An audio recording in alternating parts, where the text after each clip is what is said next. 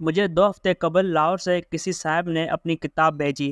کتاب کا ٹائٹل اور نام دونوں جذباتی تھے، لہٰذا میں نے پڑھے اور دیکھے بغیر سائٹ پر رکھ دی۔ میں نے چند دن قبل پڑھنے کے لیے کتابیں دیکھنی شروع کی، یہ اچانک میرے ہاتھ لگ گئی اور میں نے نیم دلی کے ساتھ ورق گردانی شروع کر دی، اور پھر میں ہر چیز بھول گیا اور کتاب پڑھتا چلا گیا۔ یہ کتاب نہیں تھی، زندگی کا ایک ایسا درس تھا جسے ہم 99% فراموش کر بیٹھتے ہیں۔ میں نے 2 دن میں 400 صفحات کی کتاب ختم کر لی اور اس کے بعد مصنف کو فون کیا اور اس کی عظمت، ہمت اور استقلال کو کھڑے ہو کر سلام پیش کیا۔ بے شک اس شخص نے صرف کتاب نہیں لکھی تھی، اس نے کتاب زندگی تحریر کی، اور اس کتاب زندگی کو ہر اس شخص کو پڑھنا چاہیے جو زندگی سے مایوس ہو رہا ہے، یا پھر جسے زندگی کی قدر نہیں، یا پھر جو زندگی کے مسائل سے جلد گھبرا جاتا ہے۔ میرا اب مصنف کے ساتھ عقیدت اور شاگردی کا رشتہ بن چکا ہے۔ میرا دعویٰ ہے آپ بھی اگر یہ کتاب پڑھیں گے تو آپ بھی اس بندھن میں بندھ جائیں گے۔ یہ کتاب درد کا سفر، پھلروان کے شعر، ایک عام سے نوجوان امجد صدیقی کی داستان حیات ہے، اور اسے اسی ہی نے لکھا ہے۔ اگر وہ یورپ یا امریکہ میں ہوتا تو اب تک ان پر 10-20 فلمیں بن چکی ہوتی۔ بھارت میں بہرحال ان پر فلم بن رہی ہے، تاہم یہ اب تک درجنوں بین الاقوامی ایوارڈز حاصل کر چکے ہیں۔ امجد صدیقی کون ہے اور انہوں نے ایسا کیا کارنامہ سر انجام دیا جس نے مجھ جیسے پریکٹیکل شخص کو بھی حیران کر دیا؟ امجد صدیقی کے والد کپڑے کا کاروبار کرتے تھے اور اخبارات کی ڈسٹریبیوٹر اور نامہ نگار بھی تھے۔ امجد صدیقی بچپن میں لوگوں کے گھروں میں اخبارات پھینکتے رہے۔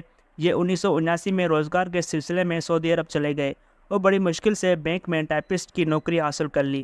پنجاب میں اس زمانے میں اگر لڑکا سعودی عرب چلا گیا ہو، اسے ملازمت مل گئی ہو تو رشتوں کی لائن لگ جاتی تھی۔ امجد صدیقی کے ساتھ بھی یہی ہوا، اور ان کی والدہ نے ایک خوبصورت لڑکی سے ان کی منگنی کر دی، اور یوں یہ لوگ خوش اور مطمئن ہو گئے اور ہر چیز منشا کے مطابق پرفیکٹ چلنے لگی۔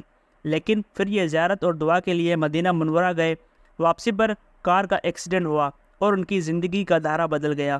ایکسیڈنٹ کے بعد زخمیوں کو ہمیشہ گاڑی کاٹ کر ڈاکٹر کی نگرانی میں باہر نکالا جاتا ہے، کیونکہ زخمی عموماً ایکسیڈنٹ میں اتنے مضروب نہیں ہوتے جتنے یہ گاڑی سے نکالنے کے عمل کے دوران مخدوش ہو جاتے ہیں۔ امجد صدیقی کو مقامی لوگوں نے گاڑی سے کھینچ کر نکالا، جس کی وجہ سے ان کی ریڑھ کی ہڈی ٹوٹ گئی۔ ان کا جسم سینے سے نیچے معذور ہو گیا، یہ صرف بازو اور گردن ہلا سکتے تھے۔ اس سے نیچے ان کے جسم میں کوئی حرکت تھی اور نہ ہی حس۔ انہیں ٹھنڈے اور گرم کا احساس بھی نہیں ہوتا تھا، اور ان کے جسم کو اگر چھری سے کاٹ دیا جاتا تو بھی انہیں پتہ نہیں چلتا تھا۔ یہ ایک خوفناک صورتحال تھی، لیکن اس سے بھی زیادہ خوفناک اور تشویشناک صورتحال آگے تھی۔ ان کا اپنے پاخانے اور پیشاب پر کنٹرول ختم ہو گیا تھا۔ یہ مسلسل نکلتے رہتے تھے اور انہیں اس کا احساس تک نہیں ہوتا تھا۔ بہرحال قصہ مختصر، امجد صدیقی نے اس صورتحال میں بھی ہمت ہارنے سے انکار کر دیا اور کامیاب اور قابل فخر زندگی گزارنے کا فیصلہ کر لیا۔ خاندان، عزیز رشتہ دار، دوست احباب اور معاشرہ انہیں بھکاری بنانا چاہتا تھا، مگر یہ شخص پوری زندگی اپنی معذوری اور معاشرے سے لڑتا رہا۔ انہیں خاندان اور رشتہ دار چھوڑ گئے، ان کی منگنی ٹوٹ گئی، لوگ ان سے ہاتھ ملانے کے لیے بھی تیار نہیں تھے۔ پورا خاندان انہیں پاکستان لا کر کمرے تک محدود کرنا چاہتا تھا، مگر اس شخص نے ہمت نہ ہاری۔ امجد صدیقی نے اپنے دونوں بازوؤں کو اتنا مضبوط بنا لیا کہ یہ ان کا 90% معذور جسم اٹھانے لگے۔ یہ ویل چیئر پر آئے اور پوری دنیا فتح کر لی۔ امجد صدیقی کی آپ بیتی درد کا سفر ایک ایسی معذور مگر کامیاب اور خوشحال شخص کی کہانی ہے جس نے معاشرے کی کسی بھی رکاوٹ کو اپنا راستہ نہیں روکنے دیا۔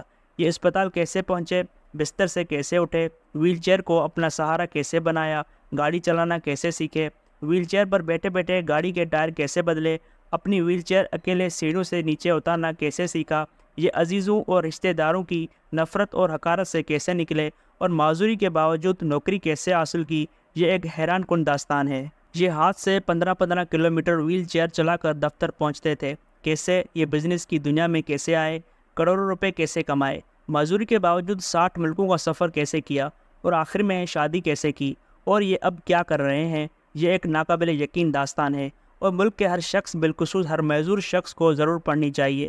میرا بس چلے تو میں اس کتاب کو سلیبس کا حصہ بنا دوں۔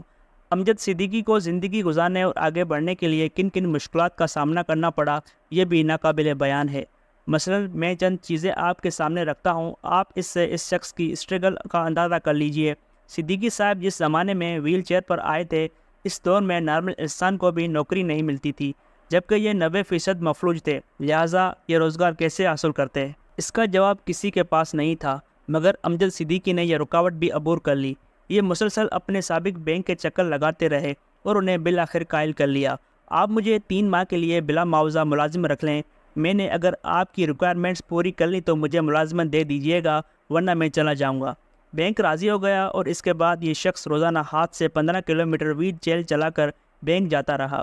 یہ سفر کے لیے رات 3 بجے اٹھتے تھے، تیار ہوتے تھے، ہاتھ سے ویل چیئر دھکیل کر 15 کلومیٹر کا سفر کرتے تھے اور بینک کھلنے سے 1 گھنٹے پہلے وہاں پہنچ جاتے تھے، اور اس روٹین میں ایک دن بھی تعطل نہیں آیا۔ یہ اتنی تکلیف کیوں اٹھاتے تھے؟ کیونکہ بسوں اور ٹیکسیوں میں اس زمانے میں ویل چیئر کی گنجائش نہیں ہوتی تھی۔ صدیقی صاحب نے دفتر میں اپنی ٹائپنگ اسپیڈ عام لوگوں سے بڑھا لی تھی، لہٰذا یہ بینک میں 4 لوگوں کے برابر کام کرتے تھے۔ انہیں جتنا بھی کام دے دیا جاتا تھا یہ انکار نہیں کرتے تھے اور اپنا کام مکمل کر کے گھر جاتے تھے۔ بینک کی انتظامیہ ان کے اس ڈسپلن اور کارکردگی سے متاثر ہو گئی اور انہیں پہلے مہینے ہی تنخواہ دے دی۔ سعودی عرب میں اس زمانے میں معذور آدمی کو کوئی شخص کرائے پر مکان نہیں دیتا تھا۔ امجد صدیقی نے مکان حاصل کرنے کے لیے جتنی جدوجہد کی، یہ بھی ایک طلسم ہوش ربا ہے۔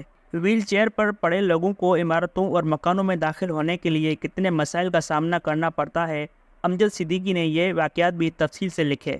مثلا میونسپل کمیٹی ایک بار ان کے گھر کے سامنے کھڈا کھود کر چلی گئی۔ یہ رات دیر گئے گھر واپس آئے تو ان کے گھر کے سامنے گڑھا کھدا ہوا تھا۔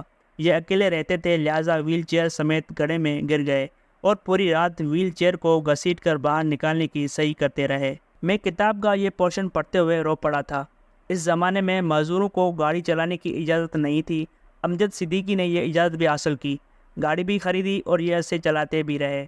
یہ ویل چیئر کو کس طرح گاڑی کے قریب لاتے تھے اور پھر بازو کی طاقت سے کس طرح اچھل کر ڈرائیونگ سیٹ پر گرتے تھے، اور پھر ویل چیئر کو کس طرح سڑک سے اٹھا کر فولڈ کرتے تھے اور اسے کس طرح سائیڈ سیٹ پر ایڈجسٹ کرتے تھے، یہ پورشن بھی ناقابل یقین ہے۔ ایک بار ہائی وے پر ان کی گاڑی کا ٹائر پنچر ہو گیا۔